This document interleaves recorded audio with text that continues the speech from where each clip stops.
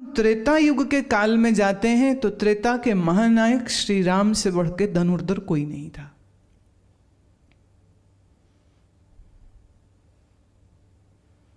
धनुष यही तो नहीं कि यही 3-4 लोग चलाते थे और कोई चलाता नहीं था,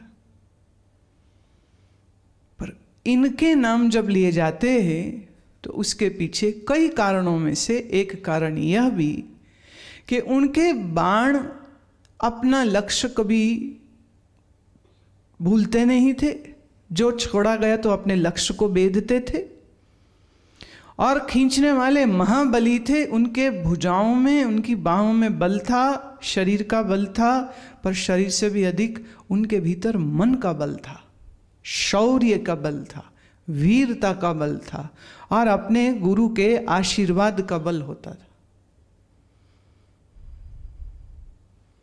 कोई भी कार्य हो, उस कार्य में अगर गुरु का आशीर्वाद नहीं है तो विद्या कभी फलित नहीं होती, और फिर कोई भी विद्या हो। पर विशेष रूप से जहाँ शस्त्रों और अस्त्रों की बात आती है, तहाँ ये माना गया था कि कोई भी योद्धा तब तक योद्धा नहीं होता है जब तक उसके पास उसके गुरु की शिक्षा की मोहर, गुरु का आशीर्वाद न हो। ये गुरु का आशीष और फिर उसके किए गए संयमित अभ्यास, उसके बल और उसके चित्त की सात्विकता के वजह से वो एक अच्छे धनुर्धर होते थे। छांदोग्य उपनिषद में बाण, धनुष, प्रत्यंचा और मंत्र, इसका एक बड़ा गहरा संबंध बताया है। लेकिन पहले आप मंत्र शब्द का अर्थ समझ लें और गहरे से, फिर छांदोग्य के उस श्लोक के प्रति भी हम अग्रसर हो जाएंगे। जो मन को त्राणित करे वह मंत्र होता है। जो मन को बाण की तरह सीधा करे सो मंत्र होता है। जो मन को एकाग्रता प्रदान करे सो मंत्र होता है। अभी मंत्र शब्द को जब हम समझें तो ये जानिए कि मन और मंत्र दोनों एक ही जड़ से निकल रहे। मंत्र, जो मन को तरंगायित करे, जो मन को तरंगित करे। तरंगित माने जो मन को वाइब्रेट करे, जो मन में रिपल्स उठा दे, जो मन में स्पंदन उठा दे, उसे मंत्र कहते। जहां स्पंदन नहीं, मंत्र नहीं। जहां तरंग नहीं, वो मंत्र नहीं। जो मन को एकाग्र न कर दे सो भी मंत्र नहीं। जो मन के अंदर बेधने की शक्ति न दे वो भी मंत्र नहीं। मंत्र जो है ये कहां से निकले? किसी व्यक्ति ने अपनी विद्वता से इनका जोड़ बनाया? ये कैसे बने? इनके बनने का इतिहास क्या है, ये भी जानना आवश्यक है।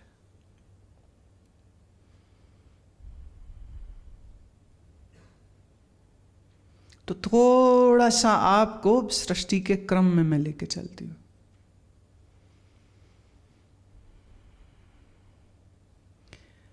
एक अस्तित्व है जिसे हम कहते ब्रह्म। सच्चित आनंद व्यापक रूप से जिसको हमने संज्ञा दी है, उस अस्तित्व को हमने कहा सत्य रूप है, चैतन्य रूप है, आनंद रूप है, व्यापक रूप है। पर यह अस्तित्व का नाम भी हमने दिया, अस्तित्व ने नहीं दिया। ता अस्तित्व अनंत चैतन्य पर ब्रह्म अस्तित्व में माया एक तरंग है। इस माया की एक तरंग से उत्पन्न हुए 3 गुण। जब मैं कहती हूं उत्पन्न तो उसका अर्थ बनना न समझिएगा। जब मैं कहूं उत्पन्न तो उसका अर्थ है इट गॉट मैनिफेस्टेड।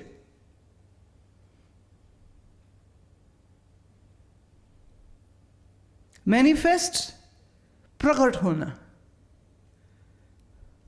फर्क है। उत्पन्न हुआ, पैदा हुआ, पर हम पैदा नहीं शब्द इस्तेमाल कर रहे हैं, हम शब्द ले रहे हैं प्रकट हुए, मैनिफेस्ट हुए। इन 3 गुणों के आने से तरंग फैलती है और तरंगायित होकर के 5 तन्मात्राएं उत्पन्न होती हैं। इसी त्रिगुण के तरंगित होने पर माया व्यष्टि व्यष्टि रूप हो मन बन जाती है।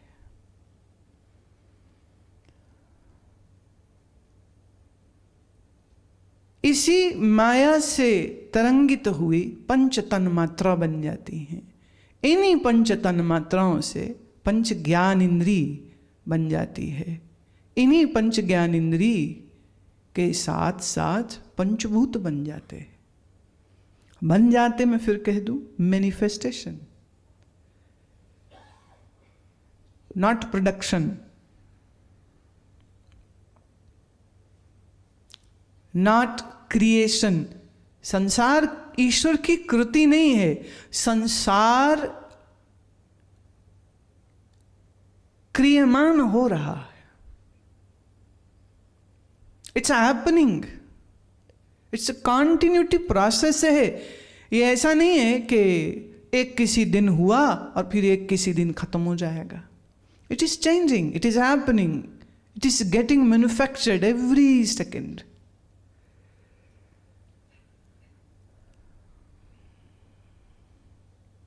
तो सृष्टि के इस क्रम को सांख्य मार्ग में थोड़ा सा दूसरे अंग से, थोड़ा दूसरे स्टाइल से, दूसरे तरीके से एक्सप्लेन करते हैं।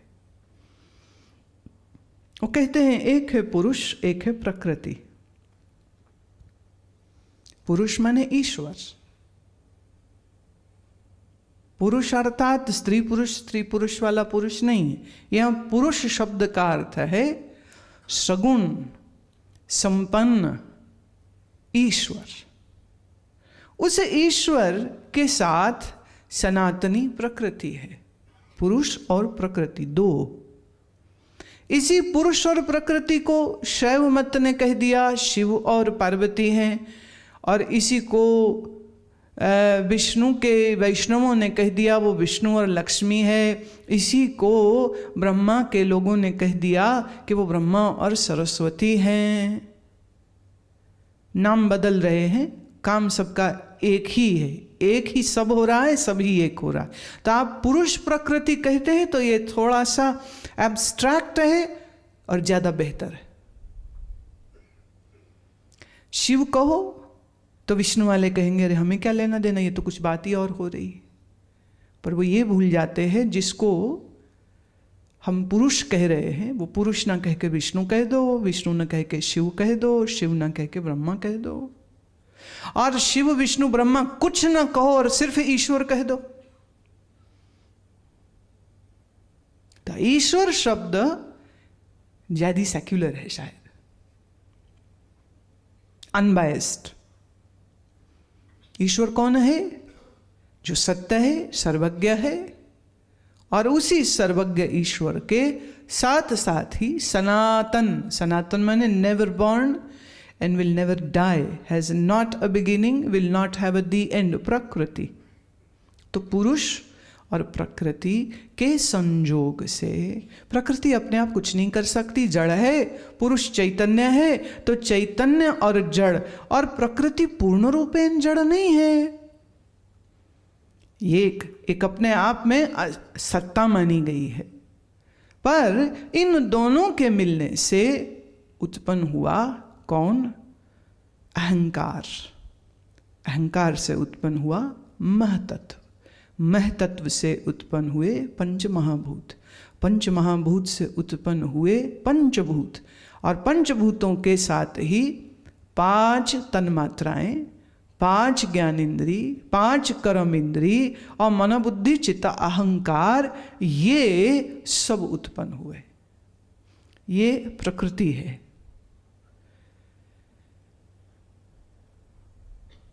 कौन किससे आया? तो बोले पृथ्वी जल से आई। जल कहां से आया? वायु से आया। अग्नि कहां से आए? ये सब आकाश से आए। ये आकाश कहां से आया? कौन है इनका कारण? तो कहा ये पृथ्वी का कारण जल, जल का कारण अग्नि, अग्नि का कारण वायु, वायु का कारण आकाश, आकाश का कारण कौन? बोले पंचमहाभूत। ये पृथ्वी इतनी ही है जितनी हम यहां देख रहे हैं। लाखों मील दूर मंगल ग्रह पहुंचते हैं तो वहां भी पृथ्वी है, मिट्टी है, जहां पे हमारे उपग्रह लैंड हो रहे हैं। और चंद्रमा पर जब पहली बार उतरे थे रशियन, तो वहां पर भी पृथ्वी, चट्टाने हैं, पत्थर है। तो आप जितनी पृथ्वी यहां देख रहे हो, मिट्टी जिसको तुम कह रहे हो, जिसकी तन्मात्रा गंध है, खुशबू है, सिर्फ यही है क्या? चंद्रमा पर भी है, मंगल पर भी है, बाकी सब जगह तो अभी तक पहुंचे ही नहीं पाए।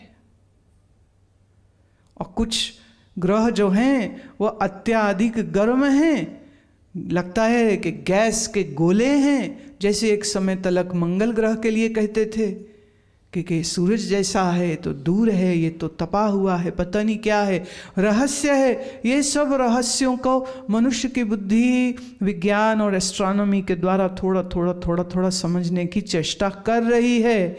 लेकिन सांख्य के ऋषि को, वेदांत के ऋषि को यह जानने में कहाँ कठिनाई हुई।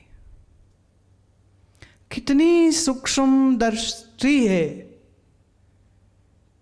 कि वो उस क्रम की बात कर रहा है जिस क्रम को आज विज्ञान जरा छूने की कोशिश कर रहा है।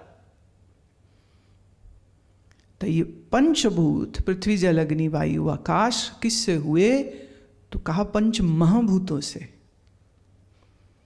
हमारी ये आकाशीय गंगा में मौजूद करोड़ों करोड़ों तारे, ये हमारा सूर्य भी जिस आकाशीय गंगा में मात्र एक छोटा सा अग्नि का गोला है, कोई बहुत बड़ी चीज नहीं है सूर्य। और सूर्य से भी बहुत बड़े बड़े और दूसरे महासूर्य इसी आकाश गंगा में हैं। और अभी वैज्ञानिक अपनी ही इस आकाश गंगा को पूरी तरह समझ नहीं पाए। और ऋषि की दृष्टि ये है, वो कहता है ये सारे भूत जो है, पंचभूत जो है, पंच महाभूतों से। ये पंच महाभूत कहाँ से निकले? तो कहा महतत्व से। ये महतत्व कहाँ से निकला? समष्टि अहंकार से। ये समष्टि अहंकार कहाँ से निकला? सो निकला प्रकृति से। और प्रकृति और पुरुष दोनों आदि काल से हैं और रहेंगे। सांख्य दर्शन ये बिल्कुल नहीं मानता है कि कुछ उत्पन्न हुआ है और कुछ मिट जाएगा। वो कह रहे हैं सिर्फ चीज़ें बदल रही हैं, बदलती जा रही हैं। Change is happening and change will keep on happening. This is what you call the visible world.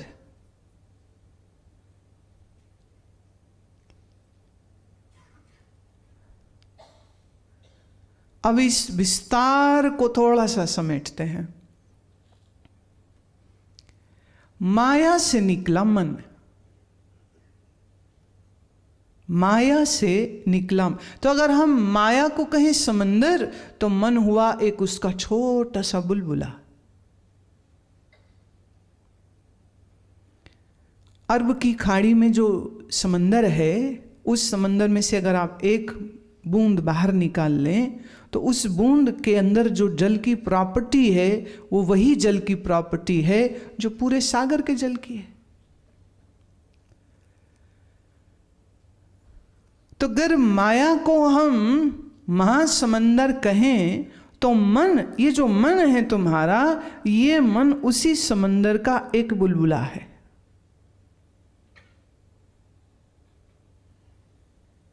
अब माया से निकला मन, माया से निकली बुद्धि, माया से निकली तुम्हारी कर्म इंद्रिय। जीव क्या है? कर्म इंद्रिय। Talking is a action, thinking is an action.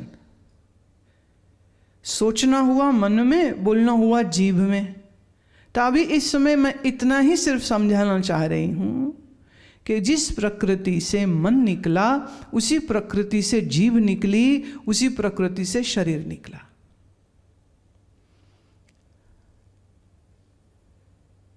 अब मन सोचता है। जब मन सोचता है तो मन की इसी सोच की उड़ान से निकली अक्षर। जिसे आप अंग्रेजी में अल्फाबेट कहते हैं, उसे हम संस्कृत में अक्षर कहते हैं। And the very interesting thing is this, अक्षर किसको कहते हैं और अक्षर किसको कहते हैं, जरा आप इसको समझें तो बात बड़ी अद्भुत निकलेगी। अक्षर मतलब जो क्षीण हो जाए वो अक्षर, और जो क्षीण ना हो सो। क्षीण मतलब मर जाए, नष्ट हो जाए, डिस्ट्रॉय हो जाए, खत्म हो जाए। That which is destructible is akshar, that which is non-destructible is akshar. तो संस्कृत के भाषा में, भाषा जिस स्रोत से निकली है वो है अक्षर, और जो निकला वो भी है अक्षर।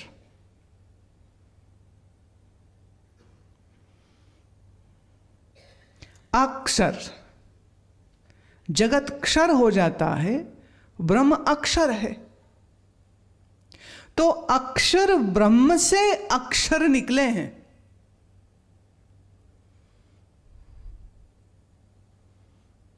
Isn't it amazing? थोड़ा इसे और समझिए। मन के अंदर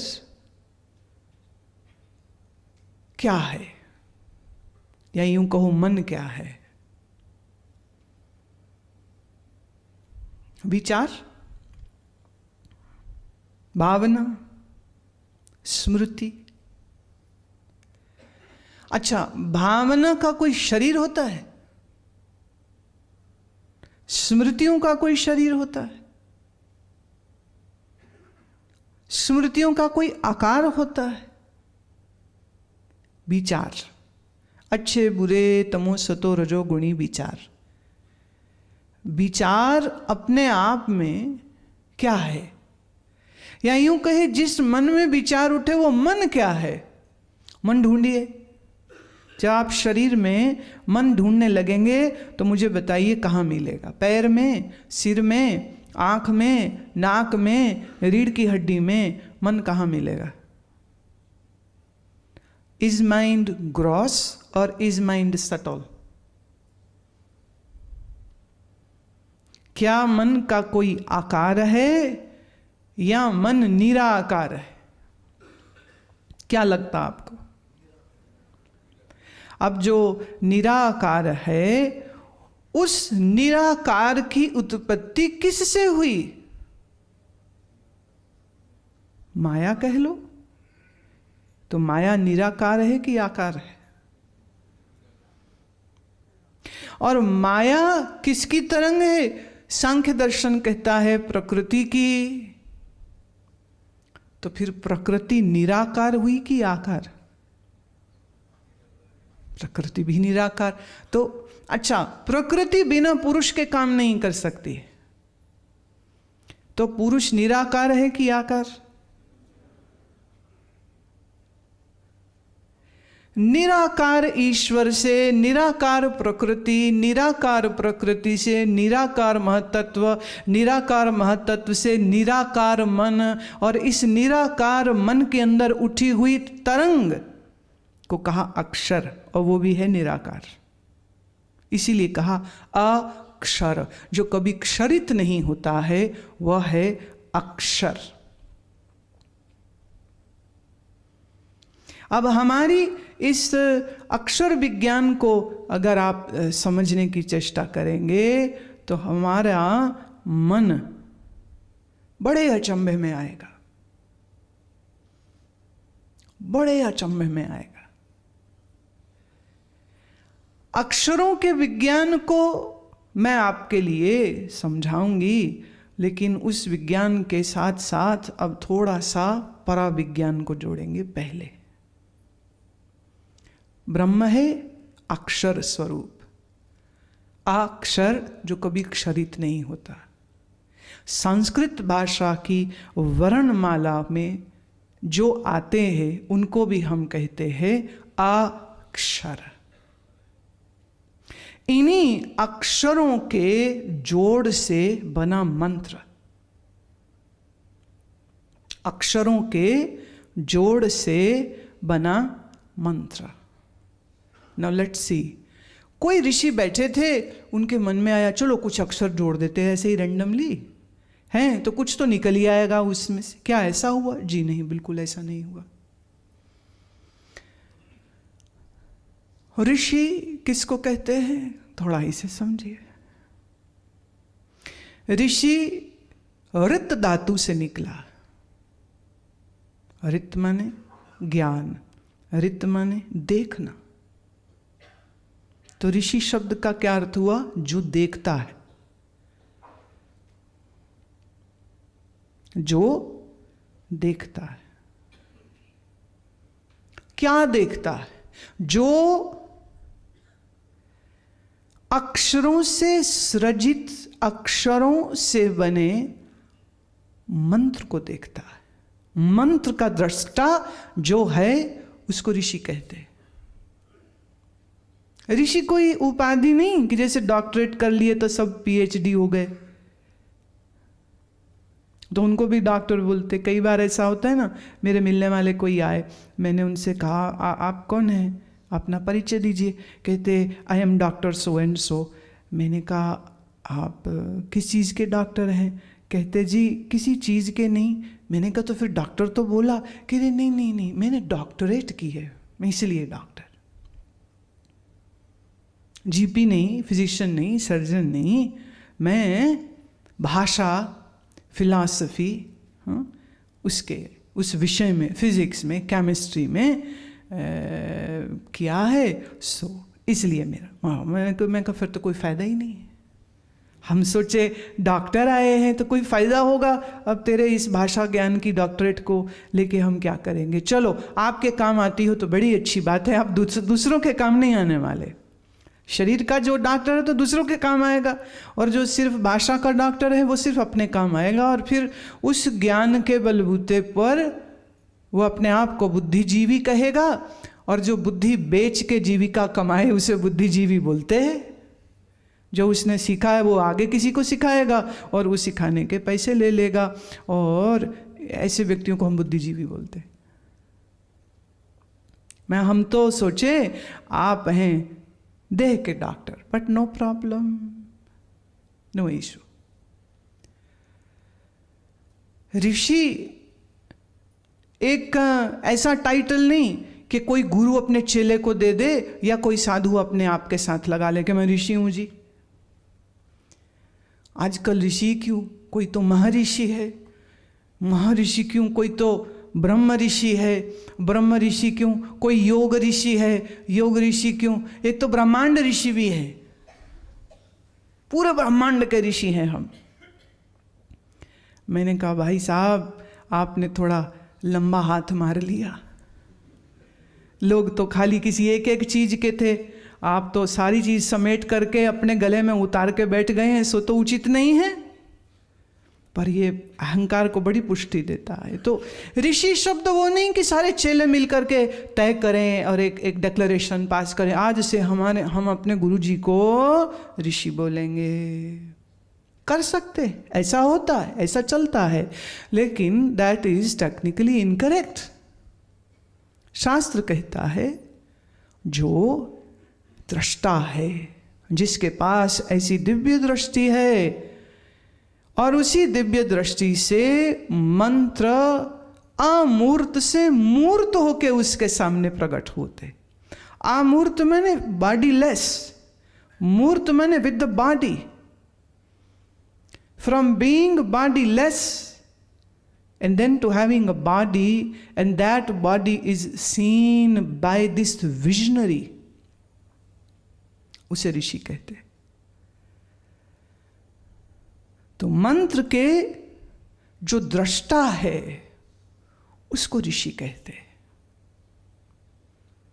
और मैं पहले मंत्र शब्द की परिभाषा जब करी तो क्या कहा, जो मन को त्राणित करे सो मंत्र, और जो मंत्र को दृष्टा हुआ है सो ऋषि। तो मंत्र दृष्टा से मंत्र हम जगत के कल्याण के लिए हम सबको प्राप्त होते हैं।